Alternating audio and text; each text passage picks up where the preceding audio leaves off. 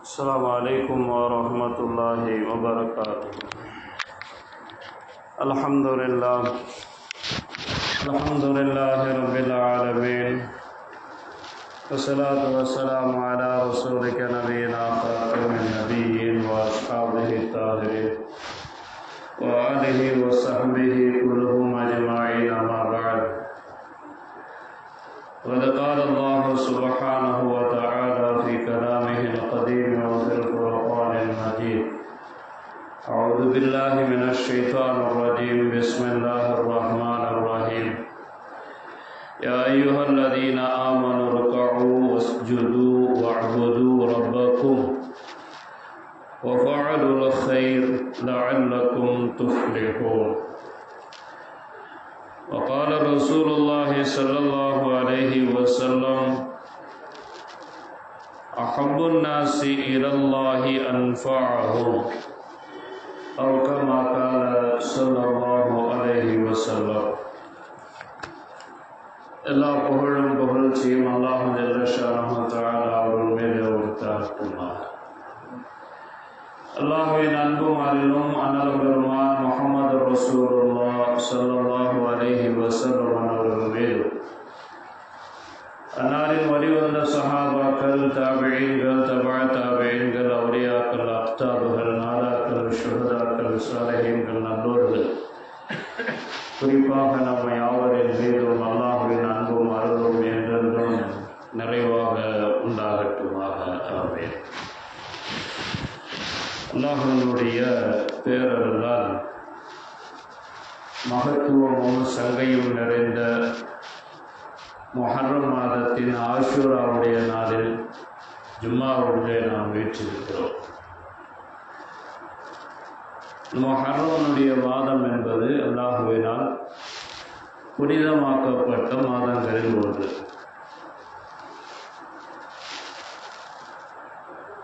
இந்த மாதத்திலே இஸ்லாம் வருவதற்கு முன்னால் இருந்து அன்றைய அரபியர்கள் எந்த விதமான சண்டை சச்சரவுகளுக்கு போக மாட்டார்கள். பல நாட்களாக, பல மாதங்களாக நடந்து கொண்டிருக்கக்கூடிய போர்களாக இருந்தாலும் சரி, முஹர்ரமுடைய மாதம் துவங்குகின்ற போது அந்த சண்டைகளை நிறுத்திக் கொள்வார்கள். நபிகள் நாயகம் ஸல்லல்லாஹு அலைஹி வஸல்லம் அவர்கள் வந்ததற்கு பின்னாலும் இது ஒரு நல்ல நடைமுறையாக இருந்ததால் ஒரு சங்கையாக்கப்பட்ட மாதமாகவே அல்லாஹ் ஜல்ல ஷானஹு தஆலா அப்படியே தொடரச் செய்தார். இந்த ஒரு மாதம் என்பது ஒரு புனிதமிக்க மாதம் என்பதை ஹதீஸுகளில் நாம் பார்க்க முடிகின்றது. இந்த மாதத்தினுடைய பெயரிலேயே அல்லாஹ் ஜல்ல ஷானஹு தஆலா அந்த புனிதத்தை வைத்திருக்கிறார். முஹர்ரம் நம்ம அதிக பயன்படுத்துகின்ற வார்த்தைகள்லாம் வருதில்ல. ஹராமு, ஹரமு, ஹுரூம், தஹரீமு, எஹராமு, இந்த வார்த்தைகள் நாம் அதிகமாக கேட்கின்ற வார்த்தைகள். இது எல்லாமே ஒரே பொருளை தரக்கூடியது தான். விளக்கப்பட்டது, தடுக்கப்பட்டது. ஒரு தொழுகைக்காக நிற்கிறோம், அல்லாஹு அக்பர் என்று தக்பீர் கட்டுகிறோம் அல்லவா, அதற்கு தக்பீர் தஹரீமா என்று பெயர் சொல்லுவோம். தஹரீம் என்று சொன்னால் தடுக்கப்பட்டது. அதாவது இதுக்கு முன்னால் தொழுகைக்கு ஆரம்பிக்கிறதுக்கு முன்னால் நீங்கள் என்னெல்லாம் செஞ்சீங்களோ அதெல்லாம் இந்த தக்பீருக்கு பின்னால் உங்களுக்கு ஹராமாக ஆக்கப்பட்டு விட்டது. இனிமேல் நீங்கள் பேசக்கூடாது, இனிமேல் வேறு செய்கைகளை செய்யக்கூடாது, தொழுகைக்கு அல்லாத விஷயங்கள் இங்கே உள்ள வரக்கூடாது, அது ஹராம், தடுக்கப்பட்டது. அப்படிங்கிறதுனால தான் தக்பீர் தஹரீம் அப்படின்னு சொல்லி அதற்கு பெயர் சொல்லுகிறோம். அதே போன்று ஹஜ்ஜுக்கோ உம்ராவிற்காக வேண்டிய ஒருவர் எஹராமை அணுகிறார் என்று சொன்னால், எஹராம் அப்படின்னு சொன்னாவே என்ன அதற்கு அர்த்தம்னா தடுக்கப்பட்டதுன்னு தான் அர்த்தம், ஹராம் தான் அர்த்தம். எஹராமுக்கு முன்னால் வரைக்கும் அவர் செய்திருந்த விஷயங்கள் எல்லாம் ஹலாலாக இருந்த சில விஷயங்கள் கூட அவருக்கு ஹராமாக ஆகின்றது அப்படிங்கிறது தான் அதனுடைய அர்த்தம். எஹராமுக்கு முன்னால் ஒருவர் தன் மனைவியோடு உறவு கொள்வது ஹராம், ஹலால். அதே நேரத்தில் எஹராமிற்கு உள்ளே அவர் வந்துவிட்டார், அது அவருக்கு ஹராமாக ஆகிவிடுகிறது. வேட்டையாடுவது எஹராமுக்கு முன்னால் அவருக்கு ஹலால், அதே நேரத்தில் எஹராமுக்கு உள்ள வந்துட்டாருன்னா அது ஹராம் ஆகிறது. இப்படி இந்த வார்த்தைகளிலிருந்து பெறப்படக்கூடிய ஒவ்வொரு விஷயங்களுமே புனிதத்தை போற்றுகின்றவைகளாக மகத்துவத்தையும் சங்கையும் போற்றுவதாக இருப்பதால் தான் இந்த முஹர்ரமுடைய மாதமும் அது பல்வேறு சிறப்புகளை உள்ளடக்கிய மாதம் என்று நமக்கு வரலாறுகளில் குறிக்கப்படுகிறது. குறிப்பாக பல்வேறு நபிமார்களுடைய வாழ்க்கையில் சுபிச்சத்தை கண்ட மாதம் இந்த முஹர்ரம் மாதம் என்று சொன்னால் அது மிகையல்ல. பல்வேறு நல்ல விஷயங்களும் கெடுதிகளிலிருந்து அவர்களுக்கு விடுதலை கிடைத்ததும் அநீதங்களில் இருந்தும் அக்கிரமங்களில் இருந்தும் விடுதலை கிடைத்ததெல்லாம் இந்த முஹர்ரமுடைய மாதத்தில் நடைபெற்றிருக்கிறது என்பதை வரலாறுகளில் நாம் பார்க்க முடிகின்றது. நாம் எல்லாம் அதிகம் அறிந்திருக்கிறோம் அல்லவா? ஹஸரத் யூனுஸ் அலைஹிஸ்ஸலாம் மீன் வயிற்றிலே இருந்தார்கள். 40 நாட்கள் அந்த மீன் வயிற்றிலேயே அவர்கள் தங்கி இருக்க வேண்டிய சூழ்நிலை வந்தது என்றெல்லாம் வரலாறுகள் படிக்கிறோம். முஹர்ரமுடைய பிறை 7 தான் அவர்கள் அந்த மீன் வயிற்றிலிருந்து வெளியே வந்தார்கள் என்று வரலாறு சொல்லுகிறது. அதே போன்று முஹர்ரம் மாதத்தில் 11ஆம் நாள் 17வது நாள் உஹதுனுடைய யுத்தகலம் நடந்தது. அந்த யுத்தகலத்திலே ஹஸரத் ஹம்ஸா ரலியல்லாஹு அன்ஹு அவர்கள் ஷஹீதாக்கப்பட்டது இந்த முஹர்ரமுடைய மாதத்தில் தான். பெருமான் ரசூலுல்லாஹி ஸல்லல்லாஹு அலைஹி வஸல்லத்தினுடைய ஈரக்கொலை துண்டுகளில் ஒருவர் ஹஸரத் ஹுசைன் ரலியல்லாஹு அன்ஹு அவர்கள் ஷஹீதாக்கப்பட்டது இந்த முஹர்ரமுடைய நாள் 10வது தினத்திலே தான். இப்படி பல்வேறு விதமான மார்க்கத்திலே நல்ல விஷயங்களும் அநீதங்களிலிருந்து விடுதலையும் தீமைகளிலிருந்து அவர்களுக்கு சோதனைகளிலிருந்து வெற்றியும் கிடைத்ததெல்லாம் இந்த முஹர்ரமுடைய மாதம் என்று நமக்கு வரலாறுகள் சொல்லும். குறிப்பாக ஹஸரத் மூசா அலைஹிஸ்ஸலாம் அவர்களுடைய சமூக மக்களை ஒரு அடிமைத்தனத்திலிருந்து வெளியே கொண்டு வருவதற்கு மகத்தான பாடுபட்டார்கள் ஹஸரத் மூசா அலைஹிஸ்ஸலாம் அவர்கள். இருளிலே மூழ்கி போய் கிடந்தார்கள் என்று சொல்லலாம். அடிமை சங்கிலியில் பிணைக்கப்பட்டிருந்தார்கள் என்று சொல்லலாம். ஃபிரௌன் அவர்களை தன்னுடைய ஆளுகைக்கு கீழே மிகவும் ஒரு கீழ்த்தரமான மக்களாக நடத்தப்பட்ட அந்த மக்களை ஃபிரௌனிடத்திலிருந்து ஹஸரத் மூசா அலைஹிஸ்ஸலாம் காப்பாற்றிய நாள் இந்த முஹர்ரமுடைய 10வது நாள். இப்படி ஆஷூராவுக்கு ஏராளமான சிறப்புகள் உண்டு, ஏராளமான நிகழ்வுகள் உண்டு. ஹஸரத் மூசா அலைஹிஸ்ஸலாம் அவர்களுடைய வாழ்வில் பிறப்பிலிருந்து இறப்பு வரைக்கும் வரக்கூடிய ஒவ்வொரு கட்டமும் திருக்குர்ஆனில் திரும்ப திரும்ப சொல்லப்படுகிறது. ஹஸரத் மூசா அலைஹிஸ்ஸலாத்தினுடைய அந்த வரலாறு காரணம் என்னன்னா, வாழ்க்கையில் ஏற்படுகின்ற எல்லா விதமான சிரமங்களுக்கும் கஷ்டங்களுக்கும் அந்த கஷ்டங்களுக்கும் சிரமங்களுக்கும் பின்னால் அல்லாஹ் மகத்தான ஒரு நன்மையை வைத்திருக்கிறான் என்பதுதான் இந்த ஒட்டுமொத்த வரலாறுகளுடைய சுருக்கம். அதுதான் மனுஷனுக்கு எல்லா மனுஷனுக்கும் வாழ்க்கையில் கஷ்டம் வரத்தான் செய்யும், சிரமம் வரத்தான் செய்யும். ஆனால் அந்த சிரமத்திற்கு பின்னால் கஷ்டத்திற்கு பின்னால் தான், துன்பத்திற்கு பின்னால் தான் உங்களுக்கு இலகு இருக்கிறது, நன்மை இருக்கிறது என்பதை திருக்குர்ஆனில் அல்லாஹ் சொல்லுவான் அல்லவா? அது போன்றுதான் நம்ம எல்லோருடைய ஒவ்வொரு வாழ்க்கையிலும் சிரமங்களுக்கு பின்னால் தான் நன்மைகள் காத்திருக்கிறது என்பதை இந்த ஆஷூராவுடைய நாள் நமக்கு படிப்பினையாக சொல்லுகிறது. ஹஸரத் மூசா அலைஹிஸ்ஸலாம் அவர்கள் எப்போதும் மக்களுக்கு நன்மை செய்பவர்களாக இருந்தார்கள், நன்மையை தூண்டுபவர்களாக இருந்தார்கள், பிரதிபலனை எதிர்பார்க்காம செஞ்சாங்க. ஹஸரத் மூசா அலைஹிஸ்ஸலாம் அவருடைய வாழ்க்கையில் பல்வேறு நிகழ்வுகள் குர்ஆனிலேயே அல்லாஹ் நமக்கு அவைகளை வழிகாட்டுவார். நாம் எப்போதும் மற்றவர்களுக்கு நன்மையை செய்பவர்களாக இருக்க வேண்டும், நன்மையை தூண்டுபவர்களாக இருக்க வேண்டும், மக்கள் சேவையில் நம்மை ஈடுபடுத்திக் கொள்ள வேண்டும் என்பதைத்தான் நமக்கு இந்த இஸ்லாமிய நிகழ்வுகள் சொல்லி காட்டும். திருக்குர்ஆனில் அல்லாஹ் சொல்லுவோம், தொழுவுங்க, நோன்பு வைங்க, சஜிதா செய்யுங்க, ருக்கு செய்யுங்க அப்படின்லாம் சொல்லிட்டு வர்றப்போ கடைசியாக ஒரு வார்த்தையை அல்லாஹ் பயன்படுத்துகிறான், வஃபாலுல் கைர், நன்மையின் பக்கம் செல்லுங்கள், நன்மைகளை செய்யுங்கள். எவைகளெல்லாம் மகத்தான காரியங்களாக இருக்கிறதோ அந்த நன்மையான காரியங்களின் பக்கம் உங்களை ஈடுபடுத்திக் கொள்ளுங்கள். யா அய்யுஹல்லதீன ஆமனு, ஈமான் கொண்டவர்களே, இர்கஉ வஸ்ஜுது, நீங்கள் ருக்குஉ செய்யுங்கள், அதே போல சஜிதா செய்யுங்கள், வஅபுது ரப்பக்கும், உங்க ரப்ப வணங்குங்க. அவன் எப்படியெல்லாம் உங்களை வணங்க சொன்னானோ அப்படியெல்லாம் வணங்குங்க. அதோடு நிறுத்திடாதீங்க. வஃபாலுல் கைர், நன்மையான காரியங்கள் எதெல்லாம் இருக்கிறதோ செலுத்துங்கள். இது எதுக்கு அப்படின்னு சொன்னா லஅல்லக்கும் துஃப்லிஹூன், நீங்கள் வெற்றி பெறுவதற்காக வேண்டி. இப்ப நம்மனால யாராவது ஒருவர் பிரயோஜனம் அடையக்கூடியவர்களாக இருக்க வேண்டும் என்பதை இந்த வசனத்தின் வழியாக அல்லாஹ் நமக்கு சொல்லுகிறான். வெறுமனே நம் வாழ்க்கையில் நன்மைகளை மட்டும் நாம் அடர்த்தி கொள்ளாமல், நன்மையான காரியங்கள் என்று இபாதத்துகளில் மட்டும் கவனங்களை நாம் ஒட்டுமொத்தமாக அங்கே போய் குவித்து விடாமல், பிறருக்கும் நன்மையை நாடுதல், பிறருக்கும் நாம் சேவைகளை செய்தல், மக்கள் தொண்டில் நம்மை ஈடுபடுத்திக் கொள்வது, அது மார்க்கத்தில் சிறந்தது, நம்மை வெற்றியிலே கொண்டு போய் சேர்க்கும் என்பதை திருக்குர்ஆனில் அல்லாஹ் சொல்கிறார். பெருமான் ரசூலுல்லாஹி ஸல்லல்லாஹு அலைஹி வஸல்லம் சொல்வார்கள், அல்லாஹ்வுக்கு மிக பிரியமானவர் கைருன் நாசி அன்ஃபஅஹும் லின்னாஸ், மக்களில் சிறந்தவர்கள், மக்களில் மனிதர்களில் சிறந்தவர்கள், மக்களுக்கு தொண்டாட்டுகின்றவர்கள் என்பதை நாயகம் ஸல்லல்லாஹு அலைஹி வஸல்லம் அவர்கள் சொல்லி காட்டுவார்கள். ஒரு கிராமவாசி வருகிறார், யா ரசூலல்லாஹ், அல்லாஹ்வுக்கு பிரியமான செயல் எது அப்படின்னு கேட்கிறாரு. நபிகள் நாயகம் ஸல்லல்லாஹு அலைஹி வஸல்லத்தினுடைய சபை நடைபெற்றுக் கொண்டிருக்கிறது. கிராமத்திலிருந்து வந்த அந்த சஹாபி பெருமானார் ரசூலுல்லாஹி ஸல்லல்லாஹு அலைஹி வஸல்லம் அவரிடத்தில் எழுந்து நின்று கேட்கிறார், யா ரசூலல்லாஹ், சிறந்தது எது, அல்லாஹ்வுக்கு பிரியமானது எது? இப்போ நாயகம் ஸல்லல்லாஹு அலைஹி வஸல்லம் அவங்க சொன்னாங்க, மனிதர்களில் அல்லாஹ் நேசிக்கக்கூடியவர்கள், அல்லாஹ்விற்கு மிக பிரியமானவர்கள் அப்படின்னு ஒரு லிஸ்ட் சொல்லணும்னா எல்லா வகையிலும் மக்களுக்கு பிரயோஜனம் தருகிறவர் தான் சிறந்தவர் என்று சொன்னாங்க நபிகள் நாயகம் ஸல்லல்லாஹு அலைஹி வஸல்லம். ஏதாவது ஒரு விதத்தில் நாம் மக்களுக்கு சேவை செய்ய வேண்டும் என்கிறதை ஸல்லல்லாஹு அலைஹி வஸல்லம் இங்க சொல்றாங்க.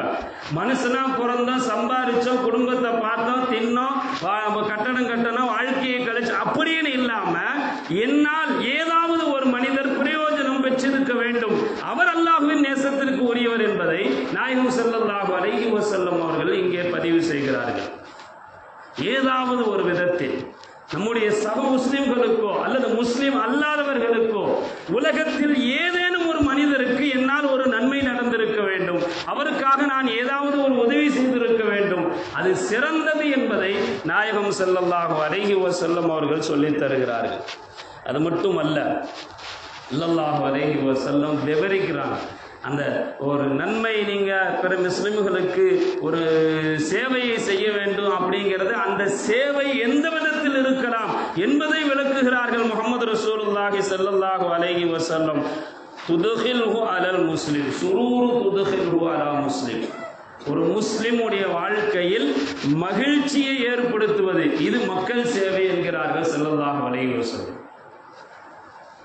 ஒருத்தருக்கு கஷ்டமாக இருக்கக்கூடிய நேரத்தில் அவருடைய கஷ்டத்தை போக்குவதற்கு நம்மால் என்ன முடியுமோ, காசு பணம் கொடுத்து அவர் கஷ்டத்தை நீக்க முடிஞ்சா காசு பணத்தை கொடுத்து நீக்கிறது, அவருக்கு அந்த கஷ்டத்திலிருந்து கொண்டு வந்து மகிழ்ச்சியை ஏற்படுத்தி தர்றது, அல்லது ஏதாவது ஒரு விதத்தில் அவங்க போக வேண்டிய இடத்திற்கு போய் அவருக்கு ஒரு உதவியை செய்து அந்த கஷ்டத்திலிருந்து வெளியே கொண்டு வர்றது. எதுவுமே முடியலையா, பக்கத்தில் உட்கார்ந்து ஒரு 4 வார்த்தை நல்ல வார்த்தையை சொல்லி அவர் மனசை தேற்றது. இதைத்தான் நாயகம் ஸல்லல்லாஹு அலைஹி வஸல்லம் சொல்கிறார்கள், ஒரு முஸ்லிமுடைய உள்ளத்தில் கவலை ஏற்பட்டிருக்கின்ற போது அந்த கவலையை நீக்குவது மக்கள் சேவை, மக்கள் தொண்டு என்கிறார்கள் முஹம்மது ரசூலுல்லாஹி ஸல்லல்லாஹு அலைஹி வஸல்லம் அவர்கள். அவருக்கு ஒரு கடன் இருக்கிறது, அந்த கடனை அடைப்பதற்காக வேண்டி அவர் முயற்சி செய்தார். அவருக்கு பசி ஏற்பட்டிருக்கிறது, குடும்பத்தில் வறுமையாக இருக்கிறது, அந்த வறுமையை நீக்குவதற்காக அவர் முயற்சி செய்தல், இப்படி ஏதாவது ஒரு விதத்திலே அவருக்கு நீங்கள் உதவி செய்வது, சேவையாற்றுவது அல்லாஹ்விற்கு பிரியமானது என்று வந்த கிராமவாசி அந்த சஹாபிக்கு நாயகம் ஸல்லல்லாஹு அலைஹி வஸல்லம் அவர்கள் விளக்கம் சொல்கிறார்கள். மீண்டும் அவர் கேட்கிறார், அந்த கேட்ட கேள்வியை கேட்ட அந்த கிராமவாசிக்கு நாயகம் ஸல்லல்லாஹு அலைஹி வஸல்லம், இப்படியெல்லாம் நீங்கள் செய்யறது அது எவ்வளோ பெரிய நன்மையை கொண்டு வந்து சேர்க்கும் என்று விளக்குகின்ற போது ஸல்லல்லாஹு அலைஹி வஸல்லம் சொல்றாங்க, உன்னுடைய ஒரு சகோதரர், அவன் கூட பிறந்தவராக இருக்கட்டும், பக்கத்து வீட்டுக்காரராக இருக்கட்டும், ஏதாவது ஒரு முஸ்லீமாக இருக்கட்டும், வேறு யாராவது ஒரு சகோதரராக இருக்கட்டும், அவருடைய தேவையை பூர்த்தி செய்வதற்காக வேண்டி அவர் கூட நீங்கள் போகிறது அப்படிங்கிறது 1 மாத காலம் இஅ்திகாஃப் இருப்பதை விட சிறந்தது. நாங்கள் ஸல்லல்லாஹு அலைஹி வஸல்லம். அல்லாஹு அக்பர். எங்க ஒருத்தருக்கு வந்து ஒரு பிரச்சனைன்னு வச்சுக்கிறவங்க ஒரு அதிகாரியை போய் பார்க்க வேணும். இப்போ பார்க்கறதுக்கு அவர் வழி தெரியாமல் நிற்கிறாரு. ஆனால் அந்த அதிகாரி உங்களுக்கு பழக்கம். கூட்டிட்டு போய் அந்த சிரமத்திலிருந்து அவரை நீங்கள் வெளியே கொண்டு வருவதற்கு இங்கிருந்து வள்ளுவர் கோட்டம் வரைக்கும் நீங்கள் அழைத்து சென்று விட்டு அங்கே சிபாரிசு செய்வது நாயகம் ஸல்லல்லாஹு அலைஹி வஸல்லம் சொல்கிறார்கள். இந்த ஒரே ஒரு சிபாரிஸ் வள்ளுவர் கோட்டம் வரைக்கும் நீங்கள் நடந்து சென்ற அந்த நன்மை என்பது 1 மாத காலம் இஅ்திகாஃப் இருப்பது. இஅ்திகாஃப் என்பது இந்த பள்ளியில் அல்ல, என்னுடைய பள்ளி என்று மதீனாவை சுட்டி காட்டுகிறார்கள் பெருமான் ரசூலுல்லாஹ் ஸல்லல்லாஹு அலைஹி வஸல்லம். அல்லாஹு அக்பர் கபீரா. சாதாரணமாக நினைச்சோம் ஒருத்தருக்கு நன்மையை செய்கிறோம் அல்லது ரெக்கமெண்டேஷன் பண்ணோம், அவரை கொண்டு போய் இந்த சிக்கல்ல இருந்து தீர்த்து விட்டோம் அப்படின்னு நம்ம பேசிக்கிறோம்ல. இது சாதாரணமான விஷயம் அல்ல. மக்கள் தொண்டில் ஆக சிறந்தது நன்மையை அள்ளி தருவது என்பதாக முஹம்மது ரசூலுல்லாஹ் ஸல்லல்லாஹு அலைஹி வஸல்லம் அவங்க சொல்லி காட்டுறாங்க. இப்போ சாதாரணமாக நாம் செய்யக்கூடிய ஒவ்வொரு விஷயங்களும் அல்லாஹ்விடத்தில் மிக பிரியமானதாக அமைந்துவிடும். அது நன்மைகளை குவிக்கக்கூடியதாக அமைந்துவிடும் என்பதை நாயகம் ஸல்லல்லாஹு அலைஹி வஸல்லம் அவர்கள் சொல்லி காட்டுறாங்க. மூசா அலைஹிஸ்ஸலாம் தன்னுடைய சமூகத்தின் மீது பேரன்பு கொண்டவர்கள். ரொம்ப பிரியம். எப்படியாவது அந்த மக்களை வந்து இந்த பிரச்சனைகளிலிருந்து வெளியே கொண்டு வரணும். அவர்களுக்கு ஒரு விடுதலை காற்றை சுவாசிக்க செய்ய வேண்டும் அப்படிங்கிறது ஏக்கமாக இருக்குது. என்ன ஒரு பிரச்சனைனாலும் முன்னால் போய் நின்றுவான். குர்ஆனில் வருகிறது அல்லவா, தன் சமூகத்தை சேர்ந்தவனும் அந்த ஃபிரௌனுடைய சமூகத்தை சேர்ந்த 2 பேரும் சண்டை போட்டு இருக்கிறப்போ பஞ்சாயத்து பண்ண போய் கோபத்தில் அடித்து ஒருத்தர் இறந்தே போயிட்டான். குர்ஆனில் வருது, இறந்தே போயிட்டான். இப்போ ஃபிரௌன் இவரை பிடித்து விடுவார் என்று செய்தி வருகின்ற போது சரி அந்த ஊரை விட்டு போயிடுவோம் அப்படின்னு சொல்லி வெளியே போகிறார். மதியனை நோக்கி போகிறார்கள். நீண்ட சம்பவம், நான் உள்ளே சுருக்கமாக வருகிறேன். மதியனை நோக்கி போகின்ற போது ஒரு கிணற்றடி வருகிறது. அங்கே ஆடு மாடுகளை ஒட்டகங்களை கால்நடைகளை மேய்த்து கொண்டிருந்தவர்கள் எல்லாம் மாலையானதற்கு பின்னால் அந்த கிணற்றடிக்கு வருவார்கள். அது கிணற்றிலிருந்து நீரை இறைத்து தங்களுடைய கால்நடைகளுக்கு தண்ணீர் புகட்டுவார்கள். இது வழமையாக எல்லா தோட்டந்துறவுகளில் எல்லா பக்கம் நடக்கிறது தான். இப்போ ஹஜ்ரத் மூசா அலைஹிஸ்ஸலாம் அந்த இடத்தை கடக்கின்ற போது ஓரமாக 2 பெண்கள் நின்று கொண்டிருக்கிறார்கள். இன்னும் எல்லாரும் தண்ணி போட்டிட்டு இருக்கிறாங்க. ஆனால் இந்த பொம்பளையை மட்டும் இங்கே தனியாக நிற்கிறாங்களே, மனசு கேட்கல. நேராக போயிட்டாங்க. ஏம்மா ஏன் இங்கே நிற்கிறீங்க? நீங்களும் வந்து உங்கள் கால்நடைகளுக்கு ஆடுகளுக்கு தண்ணியை கொடுத்துட்டு கூட்டிகிட்டு போக வேண்டியதானே? அப்படி நாங்கள் பெண்கள், இந்த கிணற்றிலிருந்து நீர் இறைக்கிற அளவுக்கு எங்கள்கிட்ட சக்தி இல்லை, உடல் வலிமை கிடையாது. அதனால நாங்கள் இங்கே வெயிட் பண்ணுவோம். எல்லாரும் வந்து அவங்கவுங்க கால்நடைகளுக்கு தண்ணீரை இறைச்சி கொடுத்துட்டு போனதற்கு அப்புறம் மீதம் இருக்கக்கூடிய தண்ணீரை எங்களுடைய கால்நடைகளுக்கு அங்கே புகழ்ச்சி கொண்டு வீட்டுக்கு போவோம். இதுதான் டெய்லி நடக்கிறது அப்படின்னாங்க. உடனே ஹஜ்ரத் மூசா அலைஹிஸ்ஸலாம் தானே களத்தில் இறங்கினார்கள். கிணற்றிலிருந்து தண்ணீரை எடுத்தார்கள். அவர்களுடைய கால்நடைகளுக்கு புகட்டி விட்டு வழி அனுப்பி வைத்தார்கள். குர்ஆன் இந்த சம்பவத்தை முழுவதுமாக சொல்லுகிறது. ஏன்னா ஒரு தொண்டாற்றுதல் என்பது, ஒருவருக்கு சேவை செய்தல் என்பது, ஒருவருக்கு உதவி செய்தல் என்பது அவ்வளவு ஒரு அற்புதமான இடத்தை பிடிக்கக்கூடியது என்பதனால குர்ஆன் ஒரு பக்கம் முழுக்க இந்த வரலாறை பேசுகிறது. இவர்கள் போனார்களாம். அந்த பெண்கள் 2 பேரும் வீட்டுக்கு போனாங்க. அவங்க அத்தா வாப்பா கேட்கிறாரு, ஏமா எப்பவுமே 7 மணிக்கு வரக்கூடிய ஆட்கள் இன்னைக்கு நீங்க 5 மணிக்கே வீட்டுக்கு வந்துட்டீங்களே, வழமையாக வருகின்ற நேரத்தை விட சீக்கிரமா வந்துட்டீங்களே, என்ன காரணம் என்ற போது ஒரு இளைஞர் வந்தார், தண்ணீரை இறைத்து கொடுத்தார், வேகமாக வீட்டிற்கு வந்து விட்டோம். அப்படியா, அழைத்து வாருங்கள் அந்த இளைஞரை. போனாங்க. எங்க வாப்பா கூப்பிடுறாரு, வீட்டுக்கு வாங்க. என்ன விஷயம்? இல்லை, உங்களுக்கு ஏதாவது எங்களுக்கு செஞ்ச உபகாரத்திற்கு பிரதி உபகாரம் செய்ய வேண்டும் என்று நினைக்கிறார், வாருங்கள். கூட்டிகிட்டு போனாங்க வீட்டுக்கு. கடைசியில் என் பிள்ளையவே உன்னை கட்டிக்கன்னு சொன்னாங்க. இது திருக்குர்ஆனில் வருகின்ற வரலாறு. ஒரு தண்ணி மட்டும்தான் கால்நடைகளுக்கு ஒரு பெண்களுக்காக வேண்டி புகட்டுவதற்கு உதவி செய்த அந்த வரலாற்றை அல்லாஹ் சொல்லுகிறான் என்று சொன்னால், யாராலும் ஒருவர் தாகித்திருக்கிறார் என்று சொன்னால் அவருக்கு தண்ணீர் கொடுப்பது திருக்குர்ஆனின் வரலாற்றில் உங்களை இடம் பிடிக்க செய்யும் என்பதற்காக அல்லாஹ் சொல்லுகிறார். சாதாரணமாக நினைக்கிறோம். ஒரு தண்ணி பாட்டில் 10 ரூபா தண்ணி பாட்டில் வாங்கி ஒருத்தருக்கு நீங்க கொடுக்கிறது ஆக மிகச்சிறந்த தர்மம் என்பதை அல்லாஹ் ஜல்ல ஷானஹு தஆலா ஒரு விலங்கிற்கு தண்ணீர் புகட்டுவது கூட நன்மைக்குரியது என்பதை அந்த வரலாறு திருக்குர்ஆனின் வழியாக நமக்கு சொல்லுகிறான். எல்லாம் ஏதாவது ஒரு வகையில் மக்களுக்கு நாம் தொண்டாற்ற வேண்டும். நம்மால் முடிந்த சேவையை செய்ய வேண்டும். பாதையிலே செல்லுகிறோம், ஒரு அசுத்தம் கிடைக்கிறது, அதை நம்மால் அகற்றுவதற்குண்டான எல்லா வலிமையும் இருக்கிறது. சுயமாக செய்ய முடியும் அல்லது ஆள் வைத்து செய்ய முடியும். அது ஒரு பொது பாதை தான், தெருவுதான். அதை அகற்றிவிட்டு நீங்கள் போகுவது சொர்க்கத்தில் உங்களுக்கு நிழலை தரும் என்பது ஹதீஸ்களில் வருதல்லவா. ஒரு மரக்கிளை நீங்கள் போகின்ற பாதையில ஏதோ காற்றடித்தோ மழை பெய்தோ ஏதாவது ஒரு விதத்திலோ அதுக்கு ஒடிந்து தொங்கிக் கொண்டிருக்கிறது.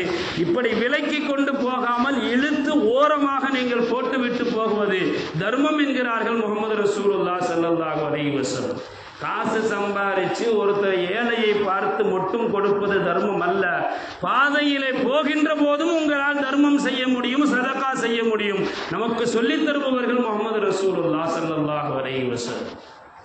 போகின்ற வழியிலே எங்கேனும் ஒரு இடத்திலே மரம் வெட்டியதாலோ காற்றடித்ததாலோ அங்கே ஒரு முள்ளு வந்து கிடக்கிறது, ஏதாவது ஒரு கிளை ரோட்டிலே கிடக்கிறது, அதை மிதிக்கின்ற மக்களுக்கு சிரமம் ஏற்படும் என்று இருக்கின்ற நேரத்திலே அதை நீங்கள் அகற்றி ஓரமாக வைத்துவிட்டு செல்வது தர்மம் என்று சொன்னார்கள் முஹம்மது ஸல்லல்லாஹு அலைஹி வஸல்லம். இதெல்லாம் மக்கள் சேவை, மக்கள் தொண்டு. ஏதாவது ஒரு விதத்தில் நீ பிற மக்களுக்கு பிரயோஜனம் அளிக்கக்கூடியவர்களாக இந்த உலகத்தில் நாம் வாழணுங்கிறாங்க ஸல்லல்லாஹு அலைஹி வஸல்லம். அதைத்தான் அல்லாஹ் சொல்லுகிறான், தொழுகுங்கள், ஓதுங்கள், என்னை வணங்குங்கள், வஃஅலுல் கைரையும் செய்யுங்கள், ஒரு நன்மையை செய்யுங்கள், ஒரு மக்கள் தொண்டு உங்களிடத்தில் இருக்க வேண்டும் என்பதை அல்லாஹ் ஜல்ல ஷானஹு தஆலாவும் குர்ஆனிலே நமக்கு சொல்லுகிறார். ஒரு மக்களுக்காக சேவையாற்று என்பது அது மிகப்பெரிய சேவை. மக்களுக்கு அதை நாம் செய்கின்றதை மறுமையில் மிகப்பெரிய நன்மையாக வரும். வரலாற்று நிகழ்வு ஒன்று வருகிறது. மதீனாவிலே இருக்கிறார்கள் முஹம்மது ஸல்லல்லாஹு அலைஹி வஸல்லம் அவர்களும் அவருடைய தோழர்களும். நல்ல தண்ணீர் கிணறு என்பது ஒன்று யூதனிடத்தில் இருக்கிறது, யூதனிடத்திலே இருக்கிறது. அந்த யூதனுடைய வேலை என்னன்னா அதை விற்று அவர் சம்பாதிக்கிறார். அதுதான் அவர் பொழப்பு நடத்துறாரு அவருக்கு தெரியும். அது கூடுதலான தொகை. ஒரு குடம் தண்ணி வேணும்னா 10 ரூபா 15 ரூபா கொடுத்து நம்ம வாங்குற மாதிரி அவரும் அதிகமான விலைக்கு விற்று வருகிறார் தண்ணீரை. இது ஆரம்ப கால முஸ்லீம்கள், அதாவது மதீனாவுக்குள்ள நுழைஞ்ச அந்த ஆரம்ப காலகட்டம். இப்போதான் உள்ள நுழைஞ்சிருக்கிறாங்க, குடியேறி இருக்கிறாங்க. பொருளாதாரத்திற்கு உண்டான அந்த வேலைகள் எல்லாம் இனிமேல் தான் துவங்கணும். அப்படிப்பட்ட அந்த ஆரம்ப கட்ட சூழ்நிலையில் இருக்கிற போது இவன் அதிகமாக விலை வச்சு வைக்கிறது ஸல்லல்லாஹு அலைஹி வஸல்லம் அவர்களுடைய செவிக்கு வருகிறது. கேட்டார்கள் தன் தோழர்களிடத்தில், யாராவது உங்களால் உதவி செய்ய முடியுமா அப்படின்னாங்க. ஹஜ்ரத் உஸ்மான் ரலியல்லாஹு அன்ஹு நேராக யூதனிடத்திலே போனார்கள். இப்போ அந்த கிணத்தை விலைக்கு கொடுன்னாங்க. அவன் கேட்டான், நான் எதுக்கு உனக்கு விலைக்கு கொடுக்கணும்? ஒரு பிஸ்னஸ் நல்ல ஒரு ரன்னிங்கில் போயிட்டுருக்கு, ஒரு கடையை வச்சு நான் அதை விற்றுருங்க அப்படின்னு கேட்டேன். ஏன்ப்பா உனக்கு ஏன் நான் வைக்கணும்? அது நல்லா போயிட்டுருக்கு, எனக்கு நல்லா லாபம் வருது, நான் எதுக்கு உனக்கு வைக்கணும் கேட்பனா இல்லையா? அல்லது நீங்கள் பதில் சொல்லுவீங்கல்ல? அங்கே தான் அவன் யூதனும் கேட்குறான், என் பிஸ்னஸ் நல்லா போயிட்டுருக்கு, இப்போ கிணத்தை கொடுன்னு கேட்குறைய அப்படின்னு. அதற்கு உஸ்மான் ரலியல்லாஹு அன்ஹு அவர்கள் கை தேர்ந்த வியாபாரி, வியாபாரத்தினுடைய நுணுக்கங்களை பெற்றவர்கள் ரலியல்லாஹு அன்ஹு. அல்லாஹ் அவருடைய கபரை சுவன பூஞ்சோலையா ஆக்குவானாக. அவங்க சொல்கிறாங்க, அந்த முழு கிணறும் வேணாம், பாதி கிணறு தான், பாதி கிணறு நீ வச்சுக்கோ. சரி, 12,000 தீனார் பேசி முடிக்கப்பட்டது. வியாபார டீல் முடிஞ்சிருச்சு. இது எப்படி பிரிக்கிறது? பாதி கிணறுனா பாதியாக வெட்டி எடுத்துக்கிறதா, அல்லது ஏதாவது உள்ளுக்குள்ளே இன்னைக்கு நம்ம காங்கிரீட் போட்டு இந்த பக்கம் பாதி உனக்கு இந்த பக்கம் பாதி எனக்கு, அப்படியா? உஸ்மான் ரலியல்லாஹு அழகான தீர்வை சொல்கிறார்கள். ஒரு நாள் எனக்கு சொந்தம், மாதத்தில் 30 நாட்கள் என்று சொன்னால் 15 நாட்கள் எனக்கு சொந்தம், 15 நாட்கள் உனக்கு சொந்தம். இதுதான் ஆளுக்கு பாதி. ஒரு நாள் முழுக்க இந்த கிணறு எனக்கு சொந்தம், நான் யாருக்கு வேண்டுமானாலும் தண்ணி கொடுக்கலாம், எப்படி வேணுமானாலும் அதில் தண்ணி எடுத்துக்கலாம். மறுநாள் முழுக்க உனக்கு சொந்தம், நீ வியாபாரம் செஞ்சுக்கோ, என்ன வேணாலும் பண்ணிக்கிறோம். தன்னுடைய முறை வருகின்ற நாளெல்லாம் ஹஸரத் உஸ்மான் ரலியல்லாஹு யாரு வேணாலும் தண்ணி பிடிச்சிக்கலாம் ஃப்ரீன்ட்டாங்க. மறுநாள் யூதனுடைய அந்த முறை வருகின்ற போது தண்ணி பிடிக்கிறதுக்கு யாரும் வரல. ஏன்னா முதல் நாள் ஃப்ரீயாக கிடைக்கும் போது 2வது நாள் காசு கொடுத்து வாங்குறதுக்கு யார் வருவா? யாரும் ஒத்துக்கிறல. இப்படியே நாட்கள் செல்கிறது. இதனால எந்த பிரயோஜனமும் இல்லைன்னு அவன் கவலையா இருக்கும்போது மீண்டும் போகிறார்கள் ஹஸரத் உஸ்மான் ரலியல்லாஹு, இந்தா இன்னும் 12,000 தீனார் வச்சுக்கோ, அந்த கிணத்தை முழுமையாக எனக்கு கொடுத்து விடு என்று வியாபாரத்தை முற்றிலும் முடிச்சுட்டாங்க. எவ்வளவு கைதை இருந்த வியாபாரி ஹஸரத் உஸ்மான் ரலியல்லாஹு. சும்மா கேட்டிருந்தா தந்திருக்க மாட்டான். இதை விட கூடுதலான தீனார் கொடுக்குறேன், முழுசா கிணத்தை வெத்துருன்னு ஆரம்பத்தில் கேட்டிருந்தா தந்திருக்க மாட்டான். அப்ப அவர்களை ஹிக்மத் என்று சொல்வார்கள். நுட்பமாக யோசித்து ஒரு நாள் உனக்கு மறுநாள் எனக்கு, இதுதான் டீல், ஓகேவா, முடிச்சாச்சு. ஆனா கடைசியில் என்னாச்சு? இந்த கிணறால் எனக்கு எந்த பிரயோஜனம் இல்லை என்று அவனுக்கு அந்த நிலை வருகின்ற போது முழுவதுமாக இறைவனுக்காக மீண்டும் ஒரு 12,000 தீனார்களை கொடுத்து அந்த கிணற்றை வேறு ரூமா என்று அதற்கு பெயர் இன்றைக்கும் இருக்கிறது. அந்த கிணற்றை முஸ்லிம்களுக்கு முழுவதுமாக வக்ஃப் செய்தார்கள் ஹஸரத் உஸ்மான் ரலியல்லாஹு அன்ஹு. இதுதான் மக்கள் சேவை. மக்களுக்கு எந்த நேரத்தில் என்ன தேவையோ அந்த தேவைகளை அறிந்து மக்களுக்கான சேவைகளை கொண்டு வந்து கொடுப்பது அல்லாஹ்விற்கு மிக பிரியமானது என்பதை நபிகள் நாயகம் ரசூலுல்லாஹி ஸல்லல்லாஹு அலைஹி வஸல்லம் அவர்கள் சொல்வார்கள். ஆக நம்முடைய வாழ்க்கையில் ஏதாவது ஒரு விதத்தில் யாருக்காவது எப்படியாவது நன்மைகளை செய்ய முடியும் என்று சொன்னால், ஒரு தொண்டாற்ற முடியும் என்று சொன்னால், அந்த வாய்ப்பை பயன்படுத்தி கொண்டு மறுமைக்கான சேகரமாக இந்த உலகத்திலே நாம் முந்திக் கொள்ள வேண்டும். வல்லோன் அல்லாஹ் ஜல்ல ஷானஹு தஆலா நல்ல சேவைகளை செய்யக்கூடியவர்களாக ஆக்கி அருள்வானாக. எப்படி ஆஷூராவுடைய தினத்திலே அநீதங்களில் இருந்தும் அக்கிரமங்களில் இருந்தும் உலக மக்கள் பல்வேறு இடங்களில் அல்லாஹ் நிம்மதியை ஏற்படுத்தி கொடுத்தானோ, அதே போன்ற உலகத்தில் வாழுகின்ற எல்லா முஸ்லிம்களுக்கும் அநீதங்களிலிருந்தும் அக்கிரமங்களிலிருந்து நிம்மதியை தருவானாக. குறிப்பாக இந்திய முஸ்லிம்களுக்கு, பலஸ்தீன முஸ்லிம்களுக்கு அல்லாஹ் வெற்றியை தந்தருள் புரிவானாக. ஆமீன். வாஹிரு தாவானா அல்ஹம்துலில்லாஹி ரப்பில் ஆலமீன். வஸ்ஸலாமு அலைக்கும் வரஹ்மத்துல்லாஹி வபரகாத்துஹு. சுன்னத்துல் வாலிஹி.